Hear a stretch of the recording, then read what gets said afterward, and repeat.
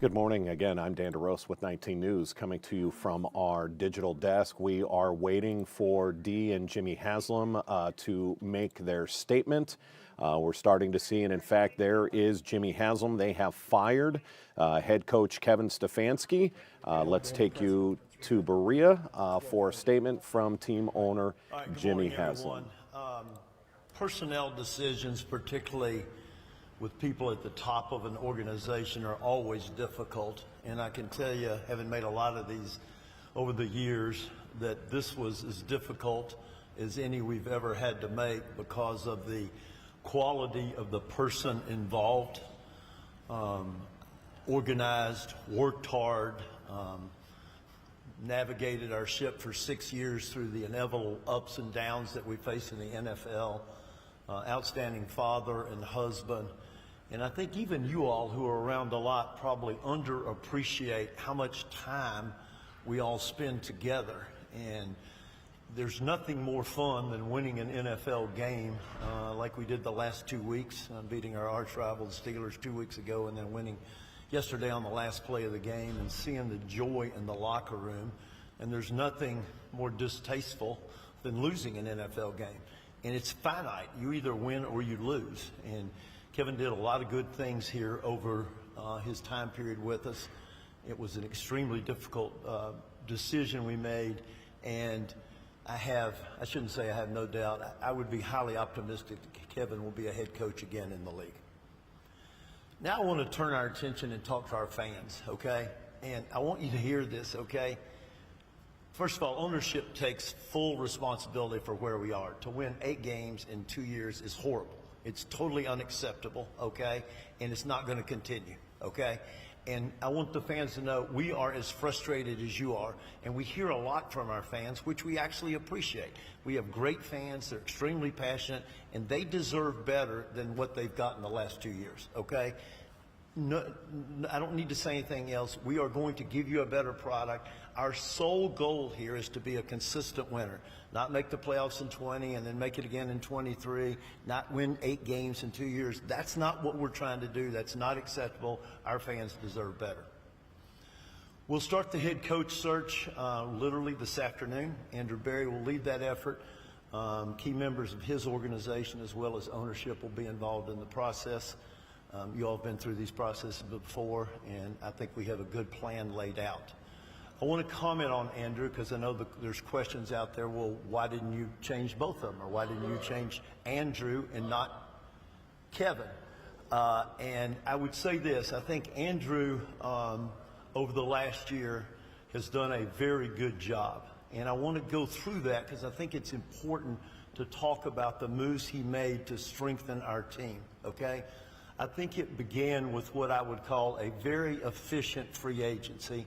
We added one player, and that player made a substantial difference in our football team, and that was Malik Collins.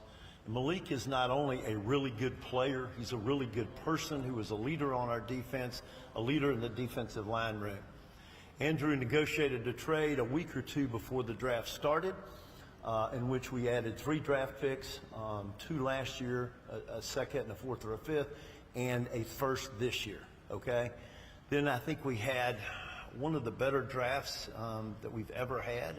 I think we added 4 really good football players who were either first team all-rookie or second team all-rookie, and I think Carson has a really good chance to be the NFL Rookie of the Year, defensive Rookie of the Year. I think what's important to understand about our rookies, though, and you all see them, you all know them, they're not only really good players, they're really good people. And they will be the cornerstone with which we'll build and grow and develop this winning team. But I think it would be short-sighted to not just look at free agency, not just look at the draft, but also to look at a couple of other moves Andrew made. We have struggled to have a consistent place kicker here really the whole time we've earned the team. And I guess the way we started this year, you'd say, looks like you're continuing to struggle.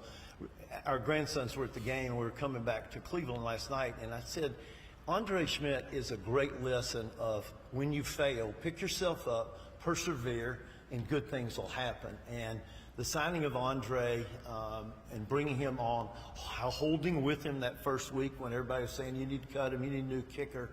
I think we've hopefully solved our place kicking woes for a long time. Quality person, the team believes in him, and we're glad to have him. And then lastly, I think something that's underappreciated was the Tyson Campbell trade. Tyson is, here again, a really good player and a really good person. And I think all you need to know about Tyson is he has been playing with a bad shoulder for several weeks. We were unsure if he's going to go play, got hurt in the first half. He went in, got treatment, came back and tried to play in the second half of a game where we were trying to win our fifth game. It wasn't like we were trying to make the playoffs. I think this year we not only added, and I'm repeating myself on purpose, really good players, but also really good people. And I think that core that Andrew has put together this year will help move us forward. We hope to have similar results this coming year. We'll take a couple questions. Yeah, let me just say this, one thing, Peter. The next 120 days are crucial for the organization, okay? We've got to find the right head coach. We've got to be efficient again in free agency. We have 10 draft picks, including 2 number ones. We have 4 picks in the top 3 rounds, okay? And we've got to get really good players who are really good people again. We've got to be opportunistic if trade opportunities come along. We are solely focused on having a great 120 days so we can start winning games around here. All right, I'll take questions. Jimmy, did Kevin have any chance when he came in this morning to save his job based on the fact that he's had some really challenging quarterback situations, especially this year? You know, I don't think those decisions are made over. I think those decisions tend to be made over a period of time, and I'll leave the conversations we had with Kevin between us because I think he deserves that respect. Will Jim Schwartz be a candidate for the head coach? You know, we haven't looked at that yet. I would say this: we think a lot of Jim Schwartz. Jimmy, less than 6 months ago, you gave Kevin Stefanski and Andrew very big shows of support. You said that you need to rebuild the foundation of the team. You also said that you would give Kevin the opportunity to work with a quarterback. Obviously, 5 wins might not, in your eyes, wasn't better, wasn't good enough. But what was the breaking point, especially given your comments? I don't think there was one breaking point. I think you got to look at the body of work, and sometimes it's just time for a change, and we felt like it was time for a change. Did you think the roster was good enough to win more games this year? You know, it's easy for me to say yes. So yeah, I think it was good enough to win more games.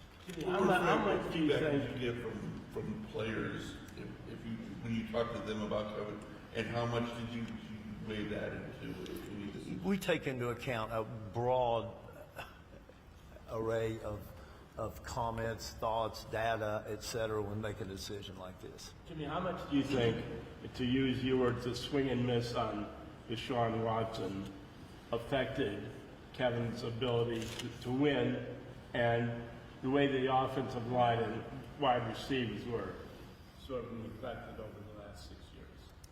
I mean, I don't think we need to cover it again. I mean, I said it, when you trade for a player and you give up 3 number ones and 2 number 3s, that really depletes your ability to raise the roster. So did it have impact? Yes. Jimmy, do you think the alignment between Barry and Stefanski suffered this year? No. The coach said he didn't know you were trading Joe Flacco. How does that happen? Let me say this, and some of you said this is a dysfunctional building. I take huge exception to that. The 2 of them work just like this, okay? And they talk all the time. Their offices are basically next door to each other. I mean, is there tension in the building? Of course. I mean, this is a hard business, and there's lots of stuff going on. But the 2 of them work together extremely well, extremely well. Why would the head coach be surprised that his starting quarterback I can't comment on that one thing, Tony, but if anybody says this is dysfunctional or those 2 of them did not work well, that's dead wrong. Do you think this organization is close enough that next year you'll be able to turn it around, or how far out are you? Well, let's see what happens over the next 120 days, okay? There are a lot of examples of teams going from last to first in the NFL. So do I think we have the core of a team? Yes. Do we have work to do in rebuilding the roster? Absolutely. We're going to go through 2 more. The quarterback of the future? I'm not going to get into specifics. We have a lot of work to do on the roster, particularly on the offensive side of the roster. Scott, is there any? Scott, then Mary Kay. What are you looking for in the next coach? I think it's a really good question. The leadership required out of a head coach in the NFL, it's one of the tougher leadership jobs I've ever seen. So they've got to be a good leader. I think they've got to be smart in terms of IQ, EQ, and football acumen. And obviously they're going to bring expertise on one side of the ball. We do not have bias on whether they should be from the offense or the defense. Good? Good, thanks. Do you want Schwartz to remain with the organization? Absolutely. Great coach. All right, thanks everybody. Good to see you. Dan DeRose with 19 News as Jimmy Haslam wraps.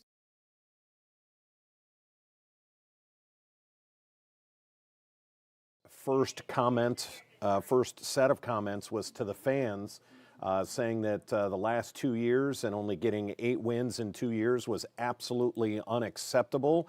Apologizing to the fans, saying that he understands that they expect more and that they are a passionate fan base, and then launching into what a good person Stefanski was, but unfortunately the results were not there for him to keep his job. He's had a number of issues when it comes to injuries, quarterback play, and it just was not enough to save his job. And then he did have to defend Andrew Berry.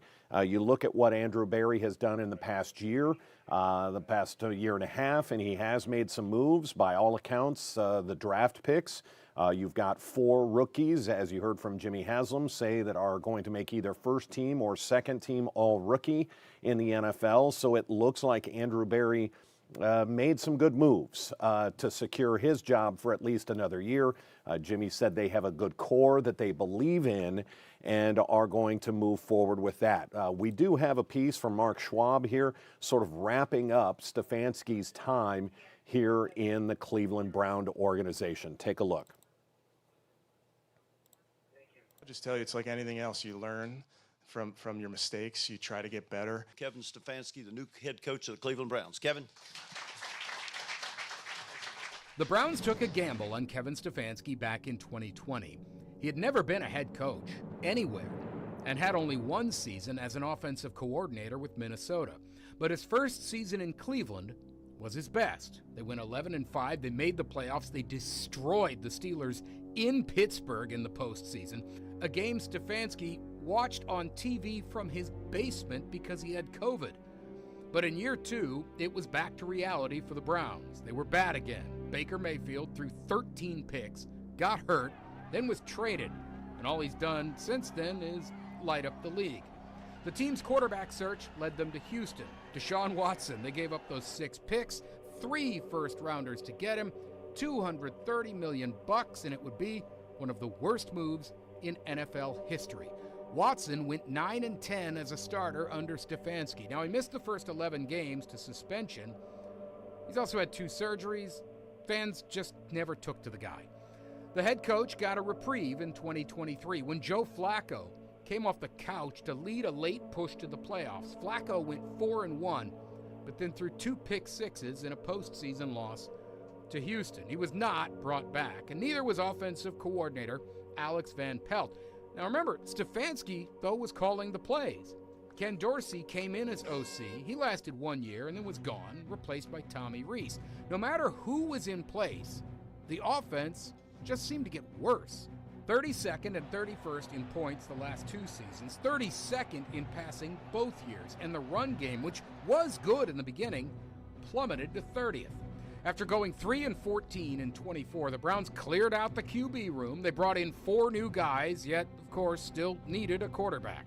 Kenny Pickett lasted a month. Flacco was traded after 4 games, and the coach looked like a man without answers. I need to do a better job. We got to block better, put a better plan together, run routes better. We just have to be better at it. We have to be better. That mantra will be Stefanski's legacy here, at least for Browns fans.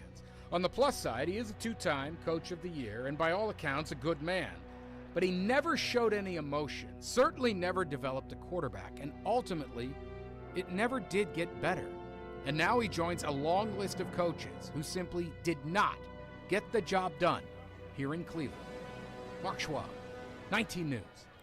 A nice piece there from Mark Schwab. Let's get to the statement now from the former head coach, Kevin Stefanski. His statement today saying, after 6 seasons as the head coach of the Cleveland Browns, I leave with an immense sense of gratitude. When I arrived in January of 2020, this organization, this community, and the Browns fans embraced me and my family with open arms. I cannot express properly in words how good we have been treated. A sincere thank you to everyone who I have been so blessed to work for and with over these 6 seasons. I'd like to especially thank my coaching staff and players who did everything that was ever asked of them. They fought through injury and adversity while always putting the team first. I wish all of you nothing but success. Again, a statement there from former head coach Kevin Stefanski. We're, of course, going to have much more on this all day. Yet another shakeup in Berea. What else is new at the end of an abysmal season going 5-12? We do expect to hear from the GM, Andrew Berry, who managed to save his job. He will be speaking at 12:30 today. We will have coverage of that and all of the day's news. Look for breaking news at noon, and then our 3.5 hours of news at 3 o'clock on Channel 19. Until then, I'm Dan DeRose with 19 News. Hope you have a good day.